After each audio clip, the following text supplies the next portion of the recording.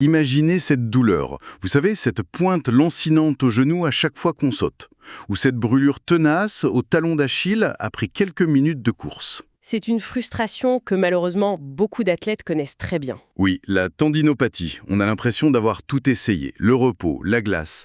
Mais la douleur, elle, finit toujours par revenir. Et si la solution, ou en tout cas une partie, était contre-intuitive? C'est exactement la question qu'on va creuser aujourd'hui.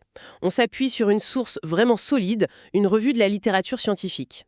Ah oui. Oui, elle s'intitule Entraînement excentrique pour les tendinopathies chez les athlètes, une revue de portée et une cartographie des lacunes de preuve. Un titre un peu long, je vous l'accorde. Un peu oui. C'est un travail de synthèse publié en mars 2026 dans le Journal of Sport Science and Medicine.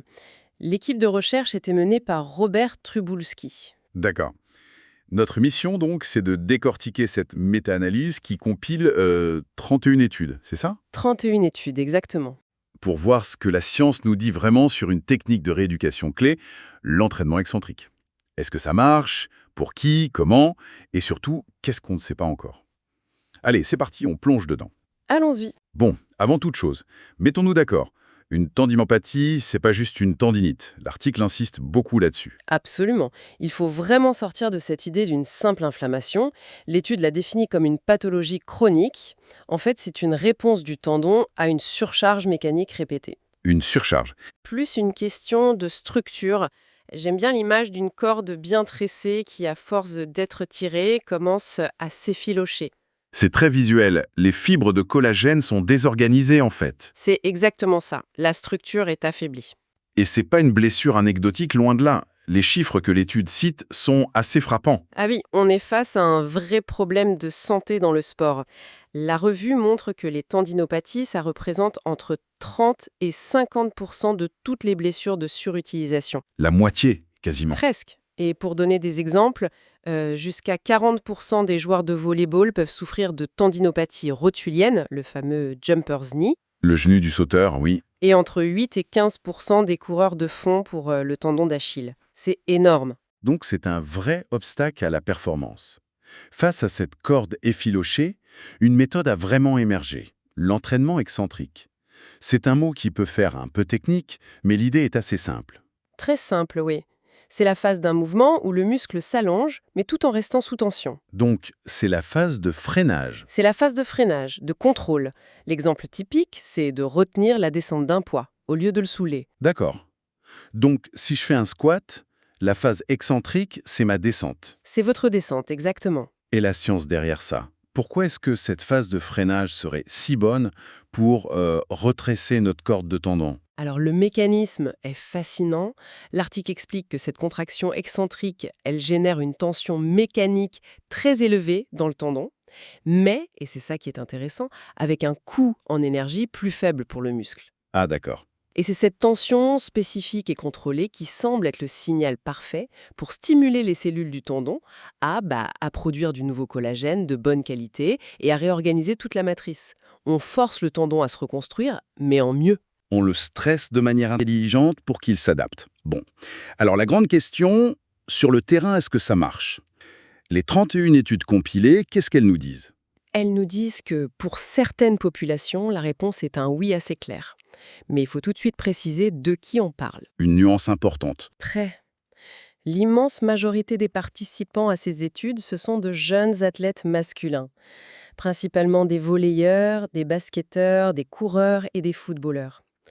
C'est un premier bémol sur la généralisation. C'est noté. Mais donc, pour ce groupe très spécifique, les résultats sont là. Oui, là, les résultats sur la douleur et la fonction sont nets et constants. La plupart des études utilisent des échelles de score validées, comme le VISA-P pour le genou ou le VISA-A pour le tendon d'Achille. Et on voit des améliorations très significatives. Attendez, ces scores visa P, visa A, ça reste un peu abstrait. Concrètement, pour un athlète qui souffre, ça veut dire quoi comme changement? C'est une excellente question. Imaginons un score de 30 sur 100 sur le VISA-P. C'est une douleur qui peut vous empêcher de monter un escalier, de vous accroupir, et le sport, on n'en parle même pas. D'accord, c'est très handicapant. Domaine de protocole, eh bien ça veut dire qu'on peut reprendre la course, les sauts, avec tout au plus une petite gêne de temps en temps. C'est une vraie transformation. C'est un retour au sport, tout simplement. Alors, l'excentrique seul, c'est efficace, mais est-ce que c'est la meilleure option? Comment ça se compare à d'autres approches? Alors, la revue montre que c'est bien supérieur à un entraînement concentrique seul, donc la phase où on pousse. Ça, c'est souvent mal toléré. D'accord. En revanche, ça fait jeu égal et parfois même un peu moins bien sur le long terme qu'une autre méthode qui monte en puissance, le Heavy Slow Resistors, le HSR. HSR, encore un acronyme. C'est quoi la différence principale avec l'excentrique? Avec le HSR, on utilise des charges très lourdes, mais le mouvement est fait très lentement, à la montée comme à la descente. On se concentre plus seulement sur le freinage, mais sur tout le mouvement, de façon lente et contrôlée. Et cette approche semble aussi très efficace, peut-être même un peu plus sur la structure du tendon.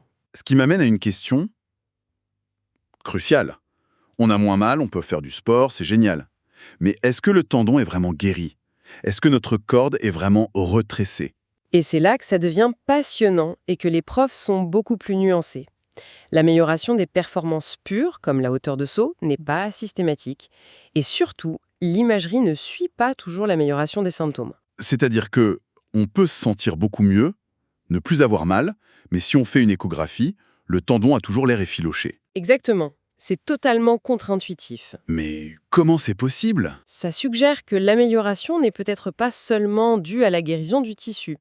Une des hypothèses, c'est que ces exercices modifient aussi le système neuromusculaire. Autrement dit, la façon dont le cerveau contrôle les muscles et interprète les signaux de douleur qui viennent du tendon. On rééduque le logiciel autant que le matériel. C'est une excellente analogie, c'est tout à fait ça. Par contre, les protocoles à charge lourde, comme le HSR, eux, semblent un peu plus efficaces pour induire des changements de structure qu'on peut voir à l'imagerie, Comme quoi, par exemple? comme une réduction de ce qu'on appelle la néovascularisation. C'est-à-dire? C'est le développement un peu anarchique de petits vaisseaux sanguins et de nerfs au sein du tendon malade. C'est une source de douleur importante. Les exercices de charge, en gros, aident à nettoyer ça, à remettre de l'ordre. D'accord, c'est beaucoup plus clair. Pour rendre ça concret, ça ressemble à quoi un protocole type pour quelqu'un qui souffre d'un jumper's knee? Le plus connu, c'est le decline squat, le squat sur plan incliné. L'athlète se met sur sa jambe blessée sur une planche inclinée à 25 degrés. Il descend lentement en squat. Lentement. Oui. Et il remonte avec ses deux jambes pour ne pas trop solliciter le tendon en phase concentrique. La prescription classique, c'est 3 séries de 15 répétitions 2 fois par jour. Et ce plan incliné, c'est pas un détail, c'est la clé, n'est-ce pas? Ça permet de charger plus le tendon rotulien? C'est exactement ça change tout. Pour le tendon d'Achille, le protocole de référence est celui d'Alfredson, des heel drops. Des descentes de talons. Voilà. Depuis le bord d'une marche, on monte sur la pointe des 2 pieds, puis on descend lentement, de manière contrôlée, sur le talon de la jambe malade, en passant sous le niveau de la marche. 3 fois 15, 2 fois par jour, jambes tendues, puis jambes fléchies. Mais attendez, il y a un point qui va faire tiquer beaucoup de gens. On fait ces exercices, mais on a mal en les faisant. Pousser dans la douleur, même modérée, ça va à l'encontre de tout ce qu'on nous a toujours dit. C'est le vrai changement de paradigme. Et la revue est formelle. La majorité des protocoles efficaces non seulement autorisent, mais encouragent l'exercice jusqu'à un niveau de douleur acceptable, disons 4 ou 5 sur 10. Donc la douleur devient une alliée. Elle devient un guide. Si l'exercice est totalement indolore, c'est le signal qu'il n'est plus assez stimulant.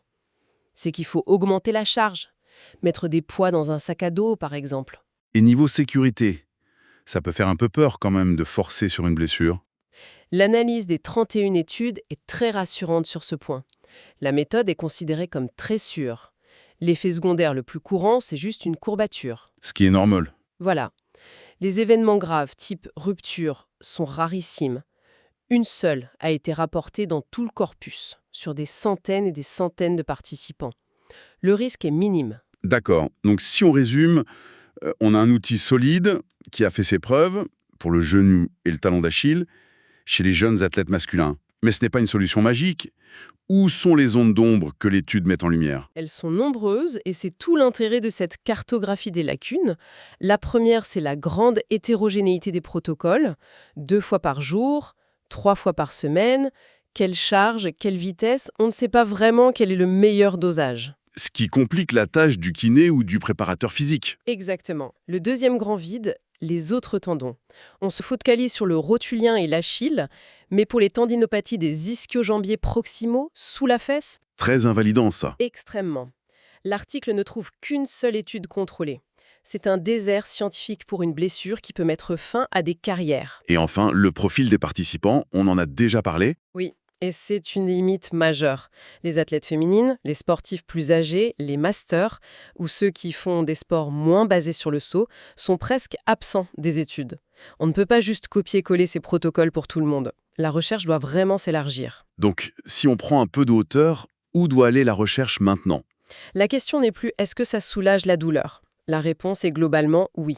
La question devient comment optimiser le protocole pour un retour au plus haut niveau le plus vite possible et en minimisant le risque que ça revienne. D'accord. Et ça passe par une meilleure standardisation et par la mesure de choses plus concrètes que juste des échelles de douleur. La conclusion de cette analyse, c'est donc que l'entraînement excentrique est un outil de premier choix, sûr, efficace, mais ce n'est qu'une pièce du puzzle. Exactement, un puzzle qui inclut la gestion de la charge d'entraînement, la biomécanique, les objectifs de l'athlète.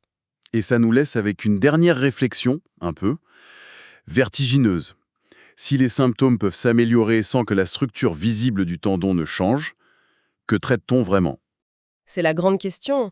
Est-ce qu'on traite le tendon lui-même, la perception de la douleur par notre système nerveux, ou une interaction complexe des deux qu'on ne comprend pas encore très bien? Ça remet en perspective notre vision très mécanique de la blessure.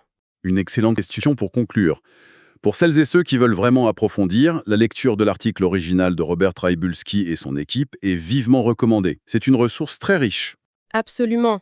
Et bien sûr, n'oubliez pas de vous abonner et d'activer les notifications pour ne rien manquer de nos prochaines analyses.